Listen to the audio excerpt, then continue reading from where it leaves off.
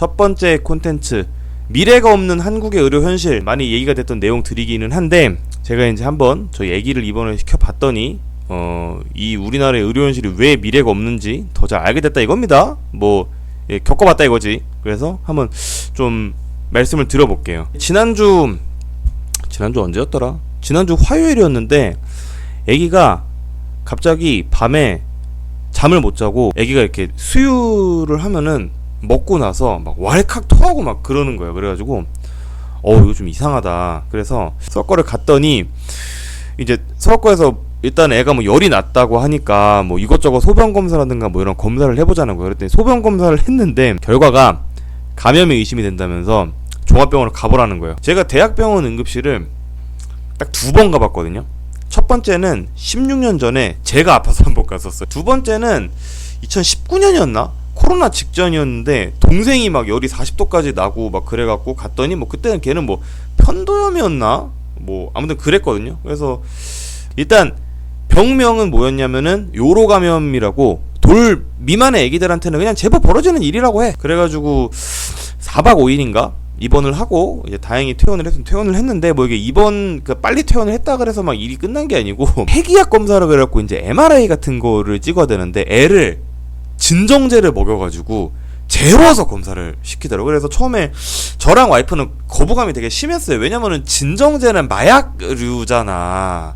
근데 180일밖에 안 된 애기한테 약간 마약성 이렇게 약물을 먹인다고 하니까 당연히 부모 입장에서는 그게 싫지 않겠어요. 그래갖고 이제 그 소아과 교수님이 막 한참을 설명을 하면서 이제 우리를 안심을 시키는 거야. 이게 엄청나게 오랫동안 처방이 된 그런 약물이고 그래서 부작용도 없고 그래서 그냥 어쨌든지 간에 걱정은 되지만 그래도 했는데, 애를 약을 먹여가지고 생후 180일 만에 마약을 먹었어 우리 애가. 그래서 병원에서 아무튼 어르신들이건 교수님이건 간호사 선생님들이건 다 잘 해주셔서 어쨌든 완치를 해서 퇴원을 했습니다. 이게 재밌는 얘기인 게, 운이 되게 3번에 겹쳐서 좋았거든요. 일단 첫 번째는 이거는 사실 이것도 운의 일종이죠. 일단 첫 번째는 대학병원이 집 근처에 있었다는 거. 그냥 차 타고 한 5분 가면 돼요. 그리고 두 번째, 소아과 교수님이 이제 출근에 계셨다는 거. 그리고 세 번째는 하필 그 소아과 교수님이 그날 당직이었다는 거. 근데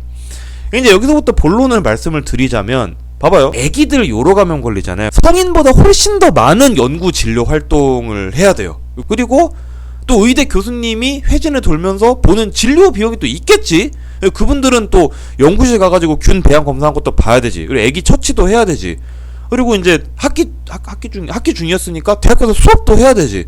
그러면 교수님들 인건비도 있을 거 아니야. 솔직히 병원비 한 2-300만 원 나올 줄 알았거든요. 일주일 입원했으니까. 근데 놀랍게도 100만 원도 안 나와, 병원비가. 근데 이게 가태원 정산이라서 실정산은 더 낮았어요. 실제로 실정산 금액은 요렇게 나왔어요. 그래도 저는 처음에 이거 보고 솔직히 이래갖고서는, 아니 소아과 교수님 인건비로 나오겠어. 대학 그래도 의대 교수님들 연봉이 무척 될 거 아니에요. 그분들은 엄청 엘리트고 우수 인력인데, 이래갖고 95만 원 받아가지고 교수님 인건비도 안 나올 것 같은데, 더 놀라운 거는 심지어 교수님 진료비는 빵원이야. 실정산 받아보니까. 그 이유가 뭐냐? 올해부터 2세 미만 영유아는 입원 진료 본인 부담이 0%가 됐어요. 진짜로 한국 건보제도는 진짜 우수한 제도예요. 애가 아프기 전에 저도 감기 한번 걸렸다 그랬잖아. 그때 그냥 이비인후과 가가지고 코에 석션 좀 하고 이거저거 하고 아이고 코랑 목이 부었네요 그러셔가지고 병원 진료랑 약값 다 해서 10,000원 안쪽으로 끊었어. 자, 10,000원 안쪽이면은 지금 환율로 미국 돈으로 10불도 안 돼요. 여러분, 미국에서 감기 10불에 고칠 수 있나?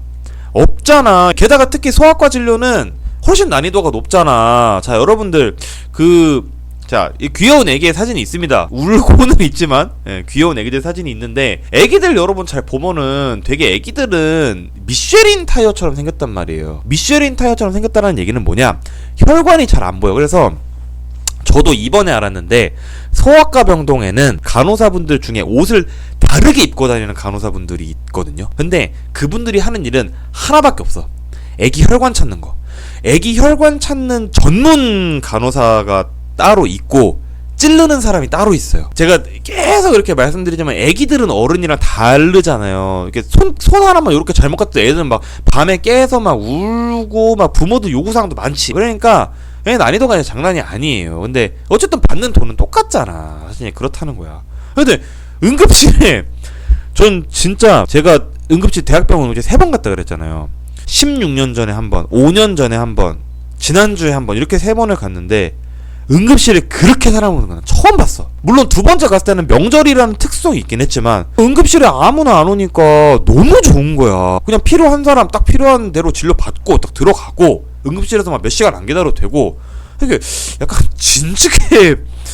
그러니까 전 되게 의료대란 상황이 돼서야 약간 똑바로 돌아가는 건가? 물론 이제 저도 제 애가 아프니까, 그러니까 누구든 본인이나 본인 애가 아프면 자기가 응급환자가 되는 거잖아. 저도 제 입장에서만 생각을 하는 거지만 약간 너무 딱딱딱딱 잘 되니까 원래부터 이렇게 하는 게 맞았던 거 아닌가? 라는 생각을 사람이 안 할 수가 없다라는 겁니다. 그래서 이렇게 대한민국 의료제도가 세계 최고 수준인데 또 이렇게 걱정이 되는 거는 이게 앞으로 유지가 되겠냐라는 거야. 자, 이 표를 봅시다. 이 표는 전 세계 사람들이 병원을 얼마나 자주 방문하는가야. 한국이 압도적인 일이죠. 꼴찌 보면은 뭐 브라질, 멕시코 뭐 이런 나라는 사실 이제 체계가 잘 안 잡히는 그런 나라겠지만 이런 나라보다 8배를 많이 가요. 미국의 5배, 유럽 주국보다 60-70% 더 많이 병원을 가요. 그러니까 병원 방문 횟수가 압도적으로 세계 1위인데 이게 의료 접근성이 좋다라고만 우리가 생각을 할 일인가? 라는 거지. 사실 그렇잖아요. 그러니까 우리가 추석 때 응급실 대란이 의외로 안 일어났었거든요. 엄청나게 겁을 많이 먹었는데 다행히 대란까지는 안 일어났어. 그 이유가 봤더니 추석 연휴 기간 환자가 평소 연휴보다 안 늘었대. 이 말인즉슨 뭐냐? 하도 언론에서 대란 하니까 사람들이 겁을 먹고 안 갔다라는 거지. 그래서 실제로 이제 그 ER 의학의사회 회장님이 얘기를 하신 게 연휴 기간 동안 2차 병원이나 병의원들은 실제로 환자들이 분산이 됐다라는 거야. 그래서 실제로 대란이 안 일어났다. 의사 수가 작년 재작년보다 적었음에도 불구하고 대란이 안 일어났다는 거야. 아무튼 그래서 한국인이 병원을 왜 많이 가냐 라는 걸 또 여러분도 궁금할 수 있지. 건보 제도 자체가 뭐 의료 비용을 상당히 저렴하게 유지를 하는 것도 있어요. 근데 우리나라 병원 방문 횟수 1위의 1등 공신은 무조건 실손보험입니다. 실손. 여러분들 다 실손보험 하나씩 있죠?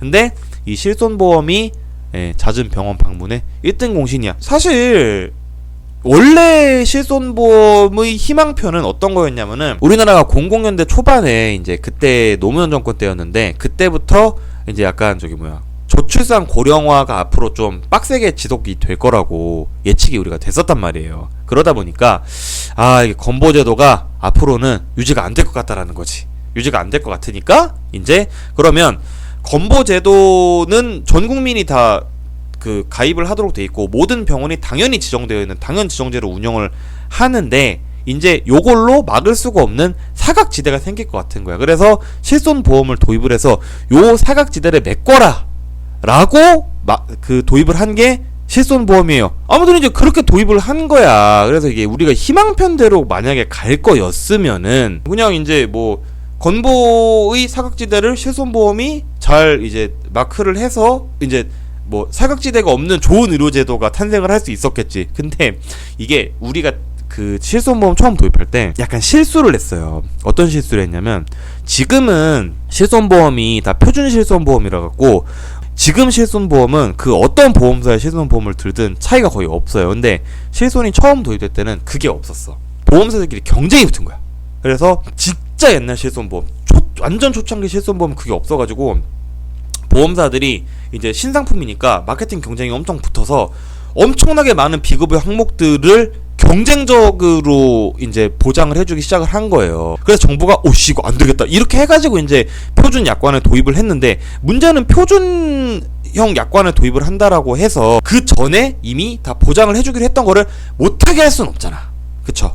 못하게 할 수는 없잖아. 그렇기 때문에 한국은 지금은 실손보험들이 다 똑같지만 이미 너무 많은 비급여 항목을 보장을 하게 돼서 이제 파멸편으로 지금 가고 있는 그런 상황이라는 겁니다. 그래서 실제로 실손보험은 사보험이지만 건보 재정 고갈 뭐 응급실 뺑뺑이, 환자 폭증 이런 거에 다 연관성이 있어요. 이게 어떻게 연결이 되는지는 제가 한번 보여드릴게. 자, 요거는 제가 아까 전에 말씀드렸잖아요. 근데 실손보험은 사보험이지만 왜 그러면은 사보험이 건보 재정에 악영향을 끼칩니까?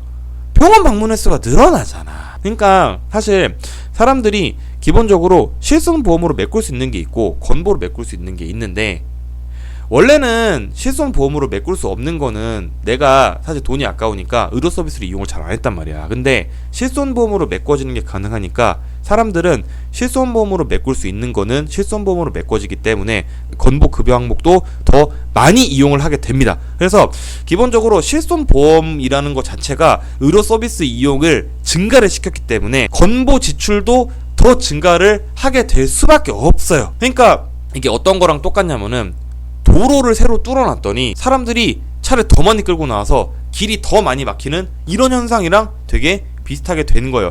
여기까지 이해가 되셨죠? 그래서 이게 왜 필수과 부족 문제로 연결이 되는지 또 여러분들 궁금할 거 아니야. 보여드릴게. 자, 필수과가 있어요. 뭐 의료는 필수과가 있고 비필수과가 있지, 그쵸? 필수과에는 어떤 사람이 와? 이런 사람들이 필수과를 옵니다. 딱 봐봐, 안 오면 큰일 나게 생겼잖아. 이런 사람을 치료를 안 해주면 어떻게 되겠어요? 고자가 되겠지. 그러니까 이런 저출산 시대에 이런 사람이 고자가 되도록 냅두면 안 되는 거 아닙니까? 그래서 필수과에는 이런 사람들이 온단 말이야. 그렇기 때문에 국민 보건 유지에 필수적이라서 모든 사람들이 비슷한 정도의 서비스를 받을 권리가 있어야 됩니다. 사실 그렇기 때문에 필수과의 진료 항목은 대개 건보급여 항목에 이미 다 포함이 되어 있어. 제가 아까 전에 얘기했잖아요.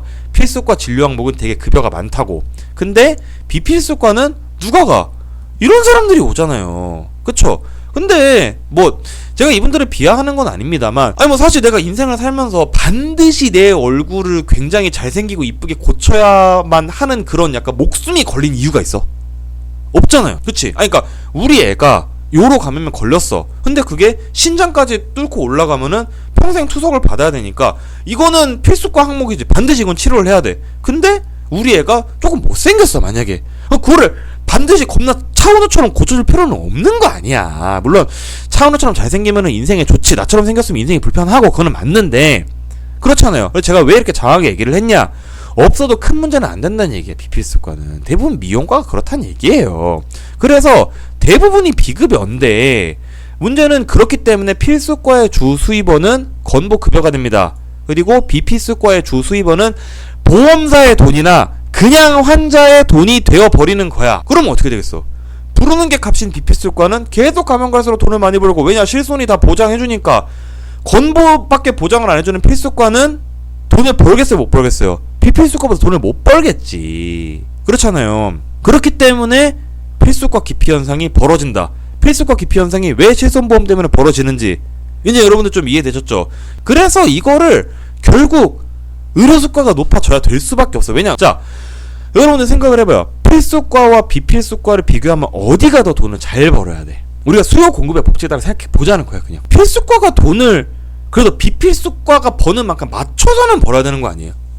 우리 사회에 필수적인 역할을 하는 사람들인데 딱히 막 그렇게 필요가 없는, 물론 뭐 부가가치는 다를 수도 있겠지만, 근데 굉장히 필수적인 역할을 하는 분들은 그래도 같은 직영 내에서 꼭 필요하지는 않은 일을 하는 사람들만큼은 돈을 받아야 될 거 아니야. anyway, 정리를 하자면 필수과와 비필수과를 비교하면 수입이 뭐 필수과가 높아져 막 그런 얘기를 하는 건 아니야. 근데 그 균형은 맞아야 되는 거 아니냐라는 게 뭐 저의 얘기예요. 그래서 솔직히 소아과 같은 경우에는 거기 리스크 비용까지 더 얹어서 받아야지. 그래서 결국 건보제도는 제가 늘 말씀드리지만 의사의 소득이 아니라 병원의 수입 관점에서 관리가 돼야 된다는 거야. 자, 이게 무슨 얘기냐? 사람들은 이렇게 얘기해. 의료수가를 높여야 됩니다 라고 얘기를 하면은, 아니 의사들은 지금도 돈 많이 버는데 왜 의료수가를 높여서 의사들이 돈을 더 많이 벌게 해줘야 되느냐. 근데 하지만 의료수가는 의사가 받아가는 게 아니고 병원에게 지급이 된다라는 거예요. 자, 심평원 있고 의사가 있지 다이렉트로 가는 게 아니라 병원에서 의료수가가 정산이 되고 병원은 그거를 의사한테 인건비로 정산을 해주는 게 지금의 건보 제도란 말이에요. 그렇기 때문에 높아진 수가 때문에 건보료를 만약에 높일 수가 없다. 그러면은 병원 이용료를 낮춰야지.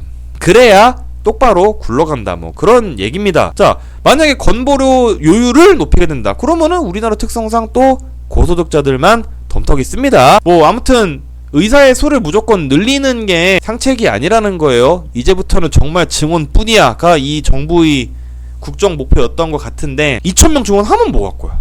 다 소아과 안 가는데 2,000명 증원하면 뭐 할 거야? 높일 수 있을까요? 지금 뭐 국정 운영이 거의 안 되는 상황인 것 같아서 예. 아무튼 제가 늘 방송을 할 때마다 말씀드리는 의지의 차이다. 의지가 있으면 할 수 있다. 근데 의지가 없는 것 같다. 라는 말씀을 드리면서 자 일단 첫 번째 주제 끝내보도록 하겠고요.